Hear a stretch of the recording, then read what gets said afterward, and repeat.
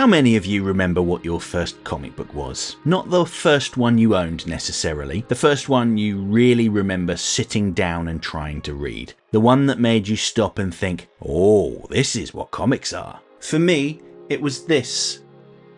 Batman Monthly, number 17, published in November 1989 by London Editions magazines. Now, this is a UK magazine-sized reprint of Batman number 340, but I didn't know that at the time. I had no idea about print runs or continuity. I think my dad bought it for my brother from our local newsagents. But when I flipped through this comic, I was hooked. I was 4 years old when this came out, and I did read it, or at least I read what I could. I didn't understand every word, but I remember sitting with it and properly working through the pages, not just flipping through and moving on.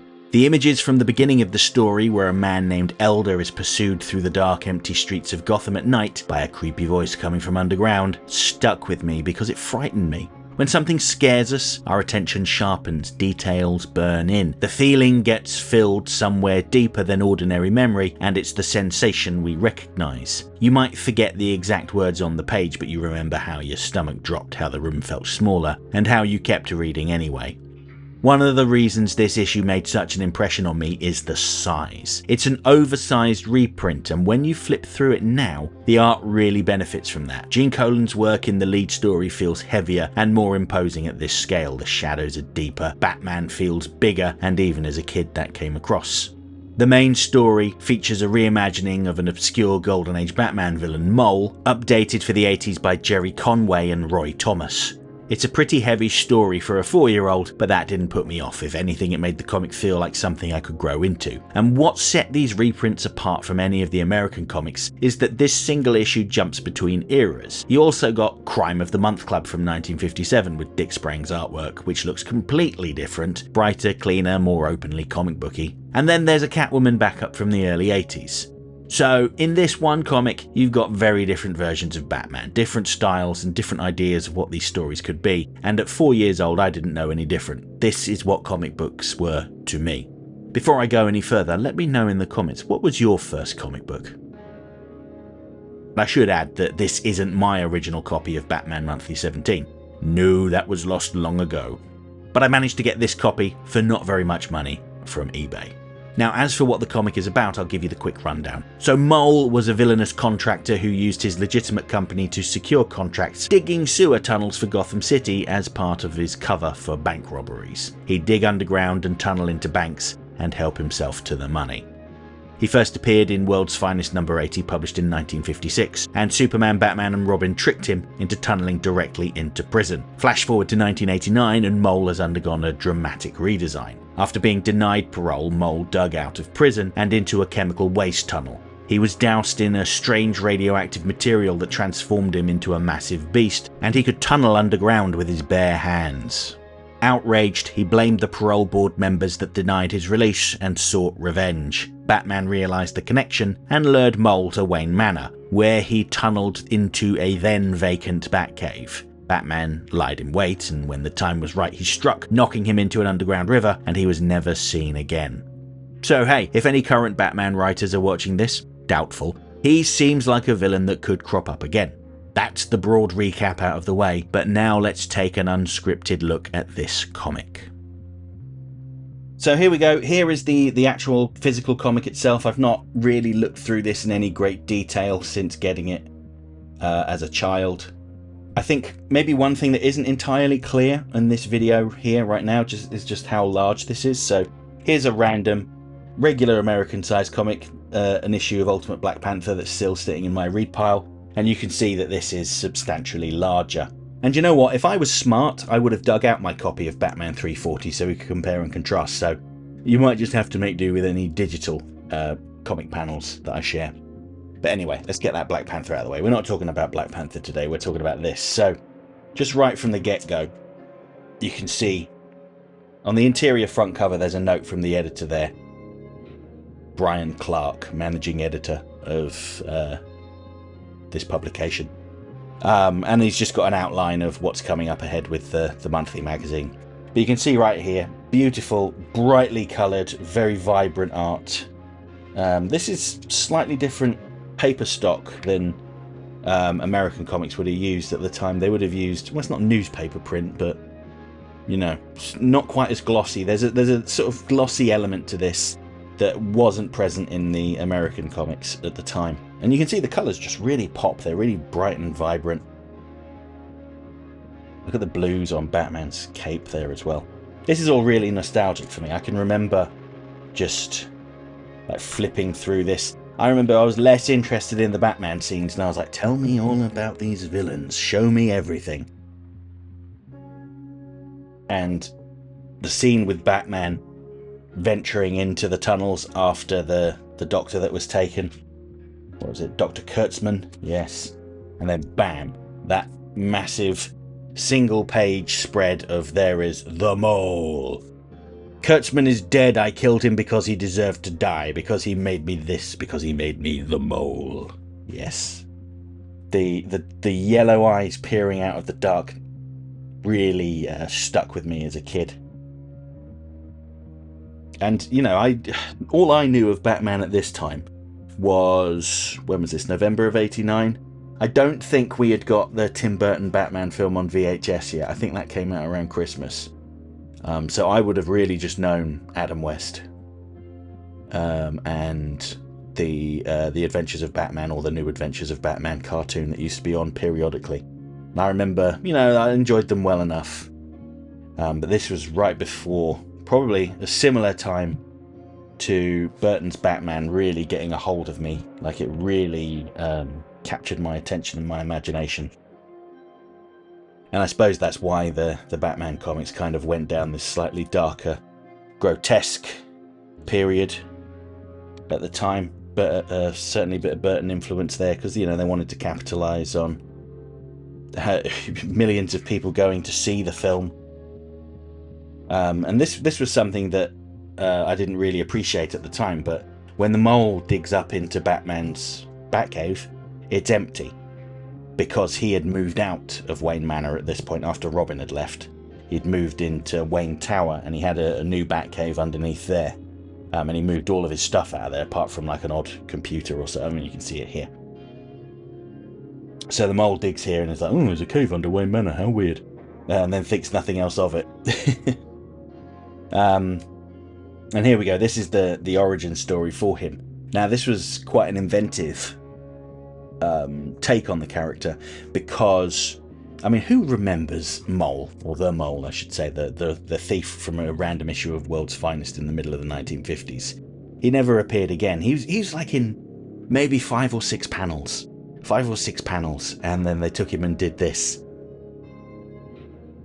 Essentially drowned him in glowing, stinking sludge pouring through the sewer tunnel, making him feel sick and turning him into a creepy mole thing.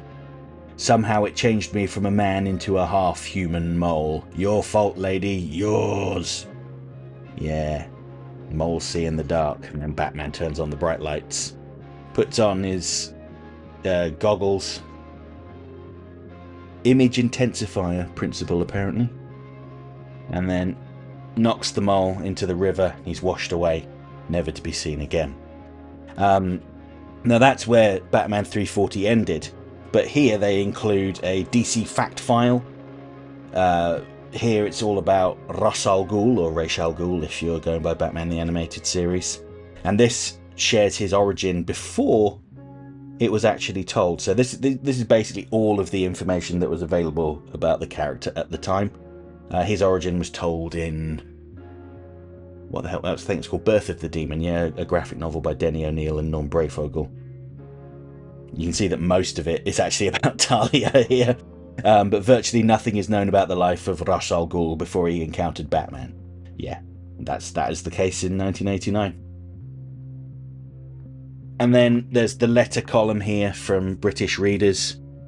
What have we got here? Well done, lads. We also have runner-up prizes. Oh no, that's them saying who won a competition. What's the letter then? Brian, in London Edition's adaptation of the Batman movie, you show how the Joker first became the Joker. In DC's Killing Joke, however, they show how he became the Joker, and it's completely different. Why did they change the story? Finally, how long are you going to publish Superman and Batman monthly? From Laurie Bigley in Sutton. Well, he answered by saying, "You may have noticed a few other differences between the film and the comic book version of Batman, Laurie. The Batmobile design and the body armour worn over Batman spring to mind. Overall, there are dozens of differences between the on-screen and on-page Batman. When the producers John Peter and Peter Guber decided to bring Batman to the screen, they wanted to create a new version of Batman who would be different to both the existing comic book and the old TV series.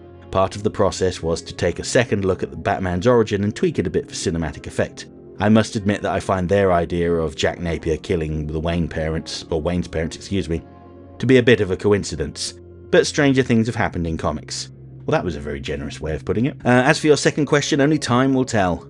At the moment, we are planning to launch several new DC titles. 2 are planned for 1990. With our current sales and fan support so high, there is no danger of either titles disappearing yet. Yeah, I'll be curious how long these lasted. I think they went well into the 90s. But anyway, I'm not going to sit here and read through all of these letters, but we will say that Freddie R. Aldous from Suffolk, and Alan Sang in Bolton, and Stephen Arnold in Cardiff. Well, there you go, you're immortalised forever. Maybe if you're desperate to read what these people said back in 1989, you can pause the video here, zoom in and have a read. But we're getting into like the last part of the comic here, where they've reprinted a 1950s Batman story by Dick Sprang. I know the Joker's in it. Let me just pull that down because I'm getting snagged on a cable. Yes, there we go. Dick Sprang's Joker right here. And Crime of the Month Club. There is... Oh, yes. Oh, don't tell anyone. Don't show this to conservative America. There's a man in a dress. Oh my God, call the police. Won't somebody think of the children? Oh dear. And yeah, here we go. A vintage advert here for Sunpat Crunchy Peanut Butter. All you need to make school go with a bang is a round of terrific Sunpat Peanut Butter. Sarnies, the most energy-giving thing under the sun, and a Brill-free Sunpat Peanut Butter School Survival Kit. Oh, so they were giving away a school survival kit which had a little Sunpat eraser. We would call them a rubber over here, but I know that means something very different in the US. A pencil and a ruler. So I could cut this out and post it off and maybe see if they've got any left. But it did say the cut-off point is the 28th of February 1990. So, you know, I might be a little bit late there. And then, yeah, just to finish this off, there is a... Oh, no, there's a little... Is that a rip or a hole? I think there's a little blemish here. Oh, well, doesn't matter. A Catwoman backup story written by Bruce Jones with art by Trevor Von Eden and Pablo Marcos. I can remember not being particularly interested in this story back in the day, and I've got to admit that sentiment remains. But here we go. Nice advert here for Ghostbusters 2. And mini movies in the palm of your hand with Danger Mouse, Count Duckula, Betty Boop, Popeye, Tom and Jerry and the Pink Panther. Well, how about that? £4.99. Do you reckon if I cut this advert out here and sent it off, I'd get it?